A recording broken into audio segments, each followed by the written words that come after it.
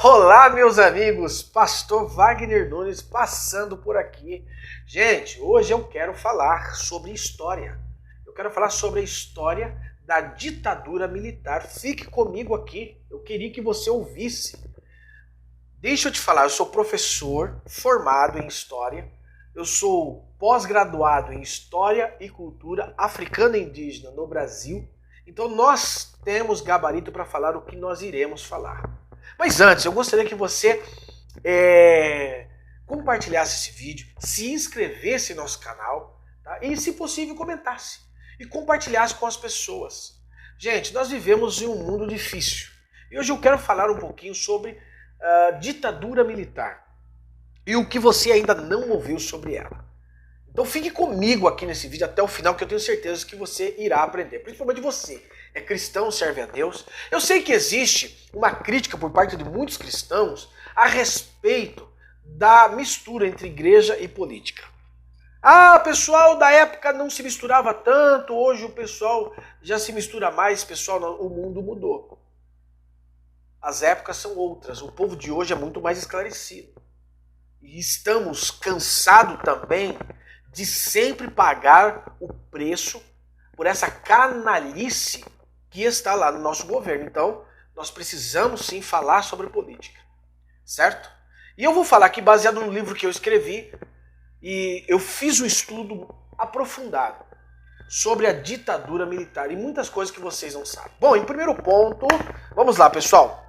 Gente, a ditadura militar é o período que ocorreu dentro do período de 1964 e foi até o ano de 1985. É um período muito criticado pela esquerda porque os militares tomaram o poder. Mas o que as pessoas ignoram é o contexto disso. O que aconteceu? O que estava em risco no nosso país nesta época? Bom, em primeiro lugar, nós temos que entender, pessoal, que Jânio Quadros, que era o presidente, ele renunciou no dia 25 de agosto de 1961. Com a sua renúncia, automaticamente assumiria o governo o João Goulart, conhecido como Jango. E naquela época, pessoal, onde é que estava Jango para assumir a presidência? Estava na China comunista. Sim, ele estava flertando com os chineses comunistas. Mas todo mundo sabe, não é novidade que Jango, ele era comunista. E naquela época, pessoal, existia mesmo uma guerra. Os rumores da Guerra Fria ainda ameaçavam o mundo, que era o comunismo versus o capitalismo. Então os militares, sabendo que ele estava na China, ficaram de orelha em pé, obviamente, ficaram assustados. Falaram, pô, peraí, o vice, ao invés de estar aqui, do lado do país, ele está flertando com os chineses? Muito bem. Mesmo assim, os militares permitiram que ele assumisse o controle do país. Claro, ficando de olho nele. Como não se bastasse, pessoal, esse problema de ele estar flertando com os comunistas, ao assumir a presidência, houve um caos em seu governo. As pessoas não falam isso, as pessoas não sabem disso.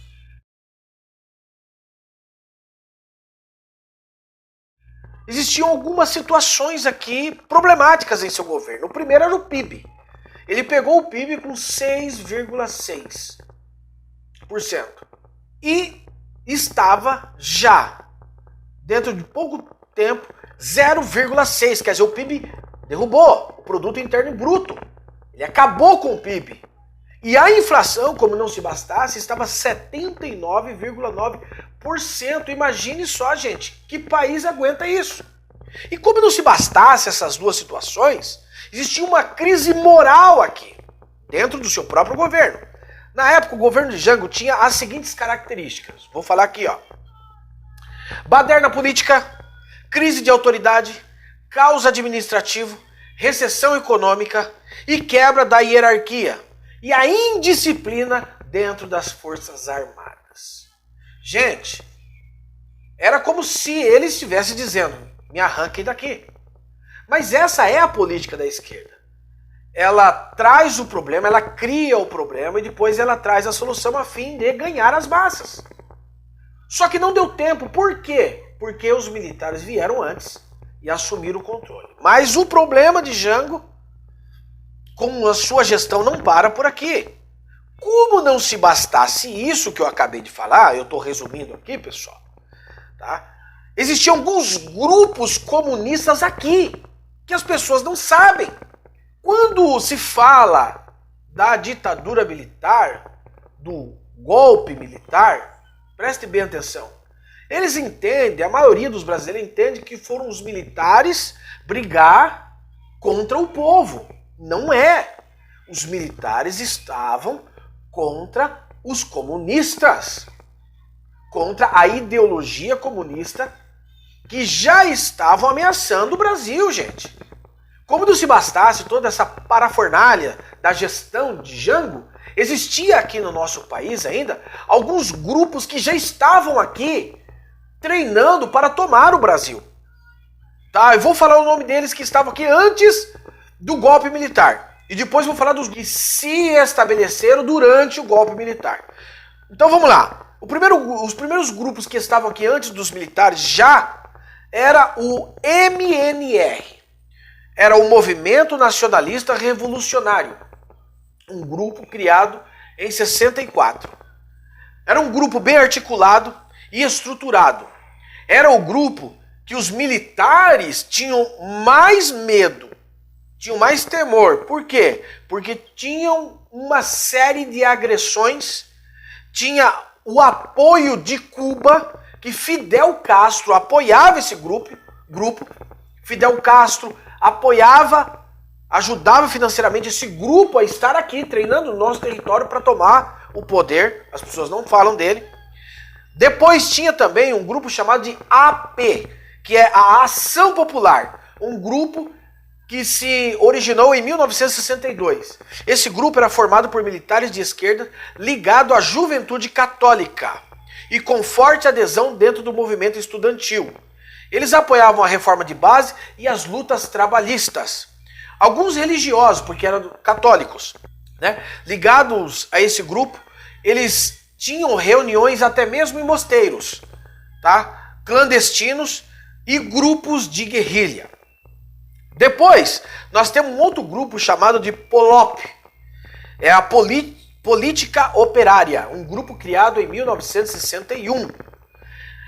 Era uma das matrizes da esquerda brasileira. Foi o primeiro agrupamento a se organizar como alternativa partidária PCB, Partido Comunista Brasileiro. Dava mais importância ao debate teórico e doutrinário do que a ação armada. Era um grupo mais teórico, mas às vezes eles iam também para o enfrentamento. Esses três grupos estavam antes do golpe. Então, além da terrível política de João Goulart, tinha esses grupos que estavam aqui. E os militares sabiam. E não eram grupos bonzinhos, não. Os militares tomam o poder, eu estou resumindo. Os militares tomam o poder por causa disso. Quando ele toma o poder, se intensifica esses grupos. Eu estou falando de três que estavam antes. Agora eu vou falar dos outros grupos que vieram depois, durante o período militar. Quer dizer, quando os militares assumiram, eles ficaram mais irados ainda. Olha só, nós temos o MR8, que é o Movimento Revolucionário 8 de Outubro, um grupo que foi formado no ano de 1966. Esse grupo serviu de abrigo a grupos menores, como a dissidência da Guanabara, formada pelos estudantes que tiveram a ideia de sequestrar diplomatas estrangeiros. Preste bem atenção, eles eram sequestradores, eles eram bandidos, eles eram criminosos. A ação de maior sucesso deles, sabe qual foi? Foi o sequestro do embaixador americano Charles Elbrick. Esse povo sequestrava, torturava, gente. Aí vem o Lula e vem essa esquerda falar de amor, de paz, que o Bolsonaro é o terrorista. Escute, tem esse aqui. Depois temos o PCBR, Partido Comunista Brasileiro Revolucionário, grupo formado em 1968. Se os militares eram tão maus assim, esses grupos começaram a se intensificar dentro do período dos militares. Era uma guerra. Esse aqui é o seguinte, o PCBR era o Partido Comunista Brasileiro Revolucionário, criado em 1968, inspirado nos ideais do líder chinês Mao Tse-tung. Era formado por ex-dirigentes do PCB, Partido Comunista Brasileiro, que acreditavam na guerrilha rural. A organização, porém, praticou apenas ações urbanas voltadas à divulgação dos ideais comunistas. Eram grupos armados que treinavam guerrilha. Eles tinham, pessoal, fazendas, locais específicos que treinavam a fim de botar o terror urbano. Depois nós temos aqui o ALN, Ação Libertadora Nacional, que foi criado em 1968. Estudantes universitários e ex-militares do PCB formaram a organização mais ativa entre as que atuavam na guerrilha urbana. Suas principais ações incluíam o comando do sequestro do embaixador dos Estados Unidos ao lado do MR8. Eles ajudaram a sequestrar. Não eram grupos amorosos, delicados, amigos, não, pessoal. Esse grupo, ele tinha cerca de 250 integrantes, então era muito bem organizado e ajudava outros, como o MRE, Movimento Revolucionário. Depois nós temos aqui, pessoal, o VPR, a famosa VPR, Vanguarda Popular Revolucionária, de 1968. Militares casados e ex-integrantes do POLOP, era tudo um se juntando ao outro. Pessoal, não era partido político, eram grupos criminosos, eram justamente facções. Eles formaram um dos maiores grupos desse período. Contrário ao controle do Estado pelo Exército, o capitão de setor Lamarca roubou armas do quartel para usá-las contra a ditadura militar. Eles roubaram. Lamarca, já ouviu falar no Lamarca? Pois bem, é ele. Ele roubou armas dos militares para guerrear contra os próprios militares. Imagine só, pessoal. Ele foi presidido por Carlos Lamarca, muito conhecido. Não dá tempo de falar de todos. Depois nós temos outros também. Gente, aí, esse pessoal, vou falar um pouquinho sobre as suas atrocidades, certo? Vamos lá. Não dá tempo de falar todos, mas tem muito mais. Gente, esse grupo, como eu disse, não era bonzinho. Esse pessoal matou muita gente, certo? Eu vou falar aqui de algumas vítimas que vieram antes do AI-5, que é a ação institucional, né, dos militares contra esses grupos, né? O ato institucional que eles temem muito, que é muito criticado, onde dizem eles que os militares mataram e tal. Mas antes do AI-5, aconteceram algumas situações. Já dizia o provérbio, toda ação gera uma reação. E quais foram as ações que esse grupo tomaram antes do AI-5? Vamos ver. Pessoal, em 64, um vigia chamado Paulo Macena, ele morreu, certo? Ele morreu como? Uma explosão de uma bomba deixada por uma organização comunista nunca identificada, em protesto contra a aprovação da lei do Suplicy, que extinguiu a UNE e a UBS, que não dá tempo de nós falarmos tudo, certo? Com 6 feridos e um morto. Quem foi o morto? Foi Paulo Macena, uma bomba em que um grupo terrorista deixou em 64. E a vítima foi esse homem, Paulo Macena. Morreu, certo? E deixaram outros 6 feridos. Depois, pessoal, nós temos a morte do Carlos Argemiro Camargo, sargento do Exército do Paraná.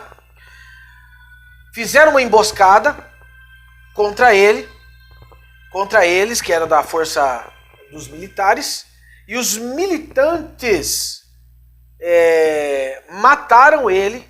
Ele foi morto a tiros. Sua esposa estava grávida de 7 meses. Ninguém fala disso, né? É impressionante.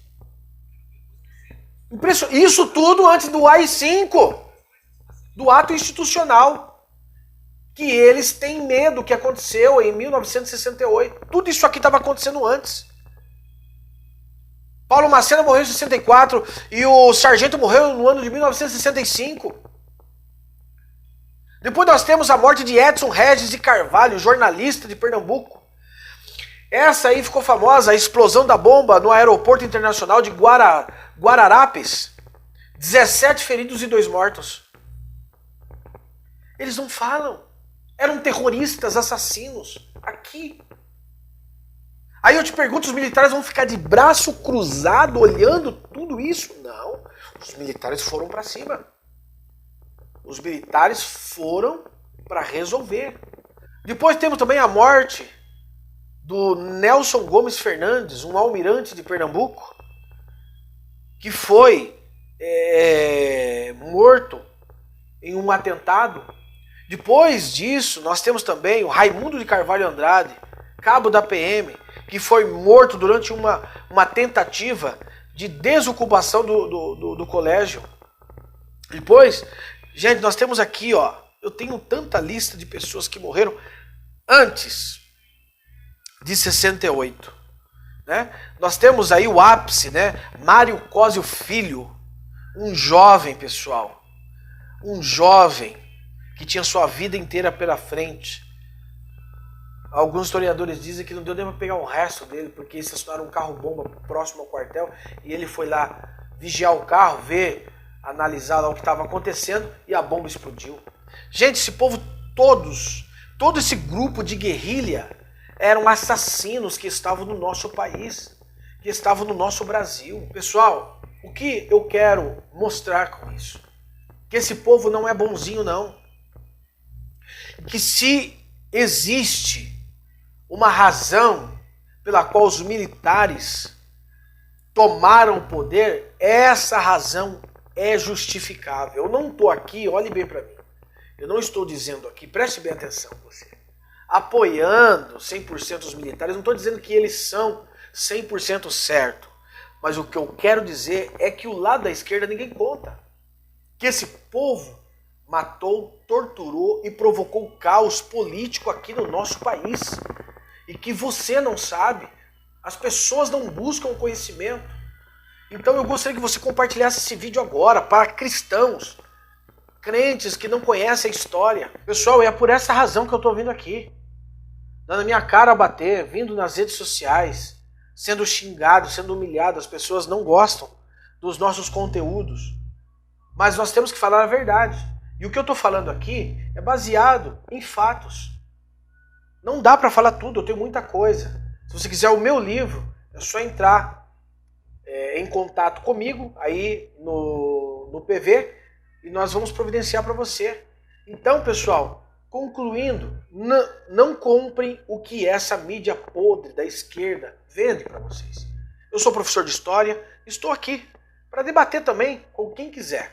Não temos medo, porque nada pode contra a verdade, somente a própria verdade. Então que Deus abençoe, compartilhe esse vídeo, um beijo no seu coração e nos ajude a crescer nesse canal, tá bom?